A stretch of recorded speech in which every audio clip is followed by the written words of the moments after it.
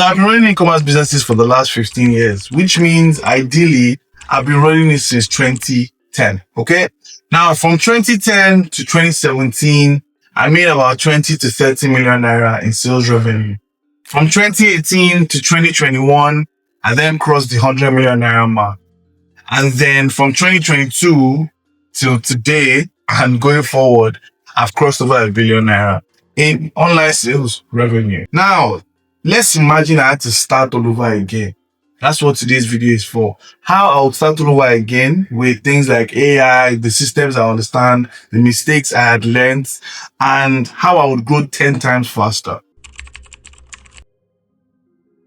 Now, the first thing you need to do is to find a way to fund this business idea. Okay?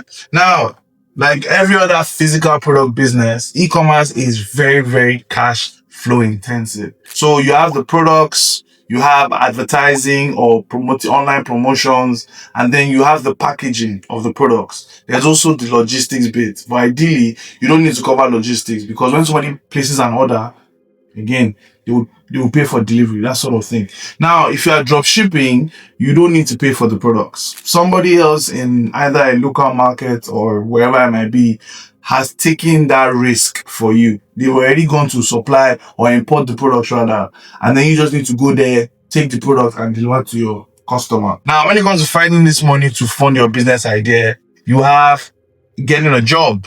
Either you get a job. If you're in university, the money that your parents give you as pocket money or the money that you have as pocket money can also be used to invest in this business. Or you start a freelancing career. You start a freelancing career or something where you just want to make sure that you are making enough money to fund this business. Now, let's not waste time on product research, okay? I'm going to give you a prompt that you should just put in ChatGPT or Google Gemini.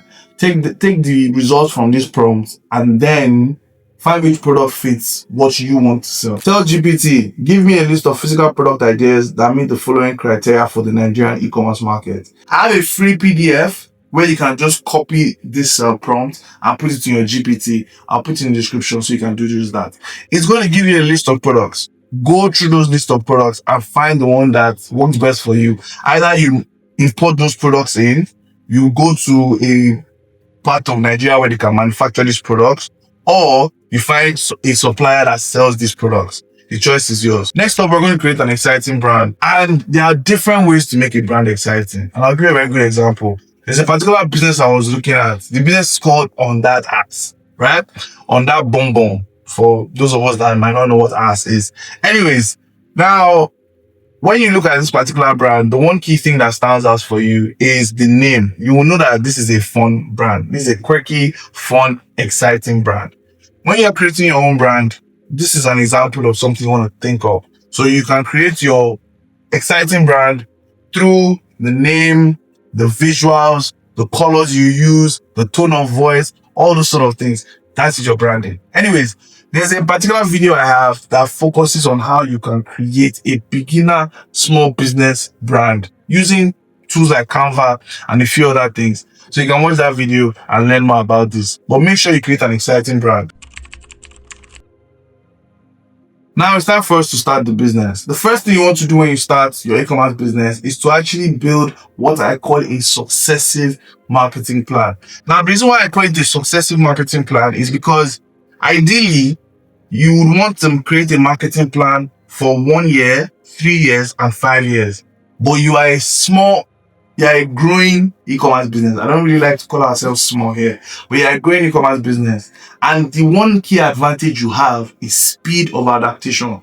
So speed of changing things, speed of modifying things, speed of testing things in your business. That's the one key advantage that you definitely have over every other competitor in whatever product or niche you decide to focus on. Okay? So a successive marketing plan is a 6 weeks to 3 month marketing plan that you constantly change. So your successive marketing plan would be something that, okay, for the next 6 weeks, I want to focus on a set key objective or 2 set key objectives to grow my business, either with sales or awareness, that sort of thing. Now, I have a video that I did way back in 2021, believe it or not, that is perfect for you to understand how to actually create a marketing plan. Next up, you now want to set a 1 year revenue target for your business. Now, every e-commerce business focuses on three key things to actually make revenue. You focus on traffic. So traffic is how many people visit your e-commerce store, visit an e-commerce product landing page, things like that.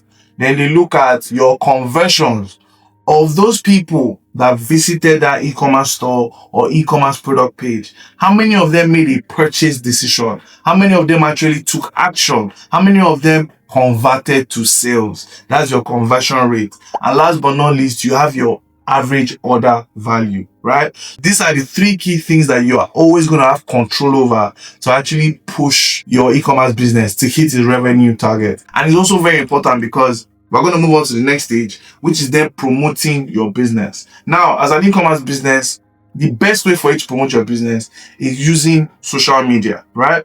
Either you use social media or you have it on the marketplace like Jumia, Konga, things like that, and then you promote on these platforms. So that way you can stand out and target more customers faster. That sort of thing. Now, when you're using social media, it's going to be a combination of organic content, which is you posting on social media, leveraging influencers, all of that. And then paid content. So sponsored posts, promoted posts, that influencer content, you're not going to use it to you're also going to boost it and then promote it to reach more people, that sort of thing. I have videos that talk about how to sell on social media, how to get your first 100 customers. Go and watch those videos.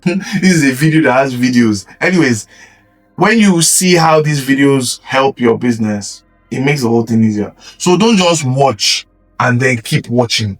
Watch, take action, come back, learn some more, and then continue taking action.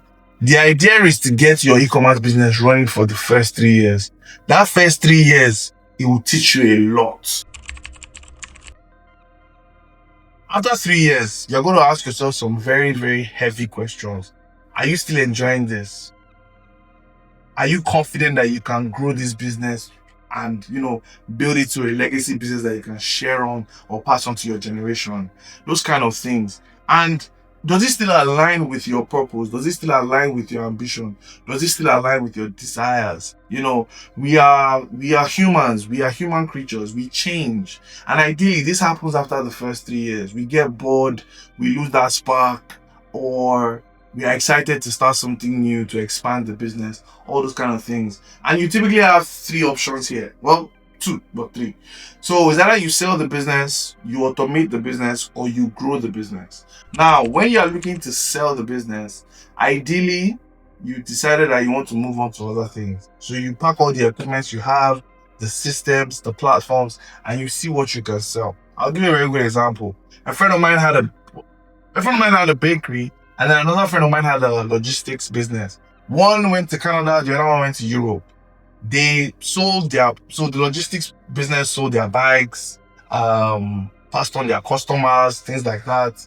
The bakery business sold their ovens, all those kind of things. You get the gist. And then both of them relocated. Now, that's something that is actually quite common. Now, the second one is when you decide to automate the business. Now, to automate the business is one of 2 things. Either you are creating some sort of business group, right? And then you want to automate it to the point where you want to then move on to do other things with your time. Don't start another business when you've not automated the business that is currently making you money. And the way you want to automate this business is you put systems in place. So your communication, your customer relationship management, your production process, every single thing is documented and put in place where you can literally just bring in people that will start and work on the business, and then they just give you money, that sort of thing. If you're into manufacturing, it's something that even if you're not starting a new business, still automate your business. Now, I would suggest a book here to read that would help you, because these things, like I said, they sound easy to do, but they're not easy to do. There's a book called E-Myth Revisited or E-Myth Revised. I can't remember. I've read the book a few times. read that particular book and to kind of talk about this automation process a bit better than what I'm explaining in this video. See, once you start your e-commerce business, ideally, and I hope after watching this video you take action, year 3 will come just like that, way before you think it possible. A lot of people think that, oh, 3 years is far. It's not far. Oh. I've been doing it for 15 years and I can tell you for facts that it's not far. It's just down the road there, right? So get started. Now, I'm giving you a lot of videos that you can go and watch. But if, let's say, you want to start drop shipping, you want to find a business that you can start with the least amount of money possible, watch this video here.